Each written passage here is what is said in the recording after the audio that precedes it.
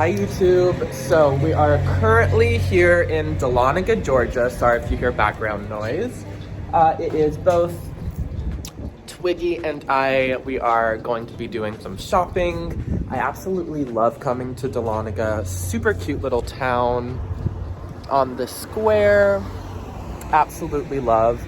But first we have Antique Mall. I think this one's called Gateway Antiques. I could be wrong. But it's a pretty nice sized one. I've definitely found some cool stuff here in the past. It's been a couple of months since I've been here. Oh, actually no, this one's not called Gateway, it's the next one. Anyways, without further ado, let me get into it. All right, you guys, I thought I would show a little bit of the outside of the first building. Super fun. Spot the little Donnie and Marie album record holder. Absolutely adore. I always appreciate a store that does a good store display for sure. So let's open in, shall we? So first off, I see this awesome cabinet filled with lots of little trinkets. I spot those little bobby pins on the original cardstock. Absolutely love those. Next, I spot a ton of vintage costume jewelry. Jewelry just is way above my head. My mom's a little bit better with the jewelry, but always fun to look at. But what I'm really looking for is some vintage Easter and St. Patrick's Day this trip. So looking for anything green or kitschy, whimsical Easter, basically. I thought this planter was a great fit for that. Unfortunately, I think it was a little bit above what I wanted to pay for resale, so decided to put him back, but cute nonetheless. And just showing you a little bit of an overview of some of the booths. This one's a nice eclectic little array. Of course, I do spot some vintage toys in a case, so have to go give those a gander, a look. Really love those old Fisher-Price toys. Super fun and definitely highly collectible. I know a few people in the community who just collect vintage Fisher-Price. Next, I spot some great salt and pepper shakers. They did have quite a good variety. Most of them were about retail.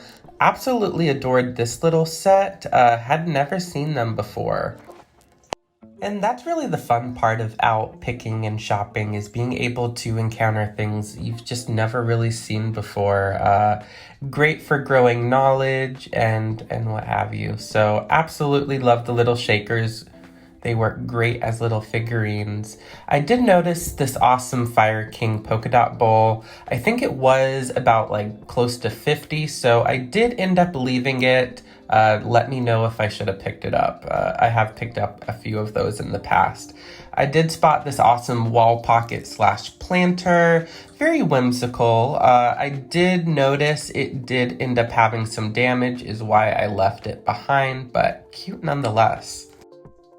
And just given a little bit of a panorama view. Some more costume jewelry, accessories, definitely fun to always look at because granted, I don't pick up a lot of jewelry, but sometimes I occasionally will if it speaks my name, especially if it's Victorian and has hair in it. Super keen on those pieces. I did spot this cute little Ken doll in case. Not gonna lie, a little bit steep on him. Ken doesn't really go for too much. But I did notice this Dorothy Hamill doll in package. And I do believe I spot some cute, I think these are Joanna Parker shakers. Loved the faces on those, so you'll have to let me know if those are Joanna or not. I totally do appreciate the Christmas items still being up. Honestly, I like picking up Christmas all year round. I mean, gotta stock up. I did notice this sweet little vintage 50s doll. Ended up picking her up. Did notice these sweet little ceramic bells, but they did have some significant wear and tear on them. So decided to leave those behind. And you'll see a common theme here. Salt and pepper shakers were definitely present. or prevalent, I should say, in this video. Lots of fun ones. I ended up picking up a few of these.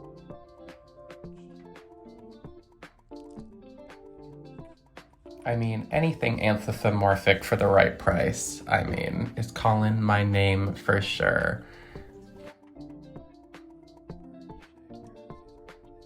And I'll actually be bringing these yellow ones to my weekly Sunday Whatnot sale. Of course, I noticed some bags of toys and goodies, which is always calling my name. I always love going through mixed bags like these, because it really only just takes that one individual piece to make it really all worth it. Then you have other fun things to sell or craft with or what have you, but didn't really see anything that like stood out to me.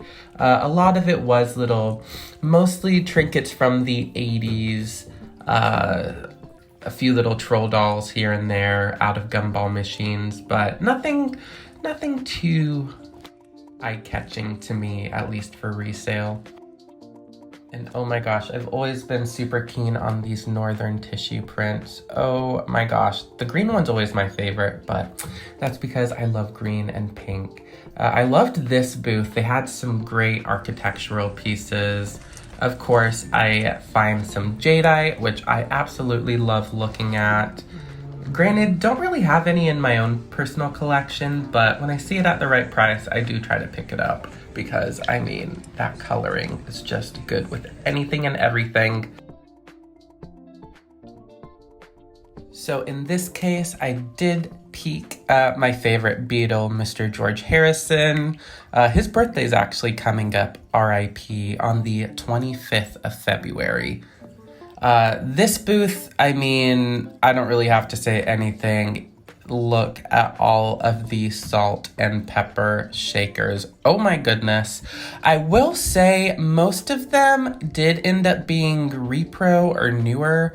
They did have a few vintage pieces mixed in there, but I mean, it is floor to ceiling salt and pepper shakers. Fun nonetheless. And I did spot that cute little fuzzy-headed ceramic, which I always love picking up, and as well as this shelf, which was a great price at just, I think, like $60. I did, however, spot this cute F&B Patsy doll. I think that's her name, but she had way too much wear on her composition face, unfortunately, to pick up. I did spot some awesome pink Pyrex. Not a bad price at $30 for the bowl, in great shape, and this in-packaged little angel, so sweet. And all right, you guys, this was the last of this vintage antique store. Thought I'd show this last little clip. Thought this setup was quite sweet. I liked how they displayed their items. It's always great to see how other vendors display their pieces. I really do encourage you to get out into your own local antique store and go looking. So now we are officially going into Gateway Antiques, which I always end up finding something. I believe the last score I found while I was here was a very early Gund Creations cloth face doll, which predates the rubber faces, which was really a fun find. So they always have a great range of higher ticketed vintage and antique prices and some lower. Peek the little composition dolls. I wanted to scoop all of them up. So sweet. Again, a great array of collectibles, really just depending on what you're into. And of course, they always have dolls, which I'm a big fan of. Thought I would show off this vendor. I absolutely loved some of these quilts and especially this framed picture. Oh my gosh, too fun.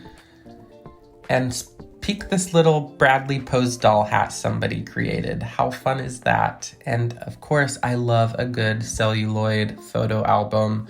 So much fun to look at. I believe it was $60 without any pages, which is about pretty much what I find them for. All right, and we step our way into the next level of the shop. What caught my eye was the doll heads in the dish right here. good sign. And next I spot Barbie's original little sister, Tootie, if you're not familiar with her. It was her original house for $24, not a bad price for a collector. Next I spot is a sweet little pose pixie. I've picked her up a couple of times. And I did spot these huge vintage pose dolls. I don't think they're doing justice. I mean, they're definitely like over 2 feet. They're quite large. But I think my favorite find of the day is this very fluffy kitty. Got a very nice price for him. He actually has already found a home. So if you are out there, you know who you are. Congrats on the very fluffy kitten. I absolutely loved that find. So I ended up picking up both of these pose dolls. One of them actually had a music box, so she turns and plays music, which is always fun and also slightly off-putting and creepy, but that's what we're all about here at Kitschy Flower. Anyways, next I spot a very sweet ponytail photo album. I love picking up the vintage ponytail anything. I think it also really plays well with vintage 60s Barbie memorabilia, so always try to pick those up when I can because they do definitely sell. Next I spot some more newer items like the Pops. Really above my head. I don't know anything about the Funko Pops. I know they're very sought after and popular, but typically do just stick with the older stuff. But I've definitely talked to other toy collectors and resellers who definitely do well in them. Next, I spot this awesome little ice bucket. Oh my gosh, too groovy. Absolutely loved that one. And then I spot a bunch of these old, new, or dead stock, whichever phrase you would like to call them, little wind-up dogs from Japan. They were about 10 each. Looked it up on retail, kind of too close for fit. Next, I spotted these vintage Barbie cases, and they were 75 and 85, so that's a no for me, but absolutely love to see them. I've actually picked up a couple of clothing pieces in that booth. Next, I spot some mini dolls, little Heidi and some Pee-wee dolls.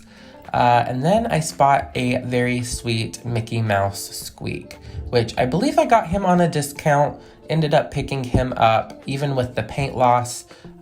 People love the Mickey Mouse, which I'm not a huge Disney fan, but pick him up here and there.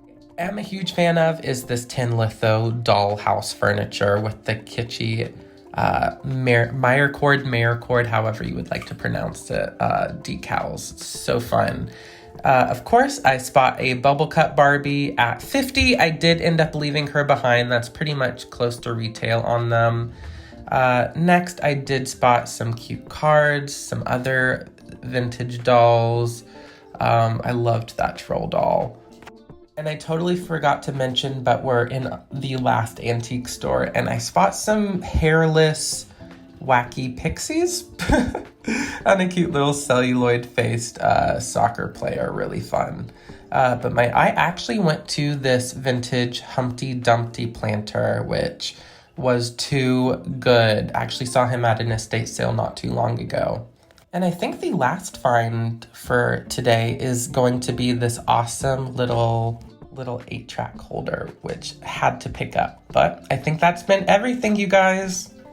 Thanks so much for watching. If you're not already subscribed, be sure to. I post here weekly. And of course, you can find me on Instagram, TikTok, whatnot, every Sunday, and my Etsy shop. Link in the bio. See you.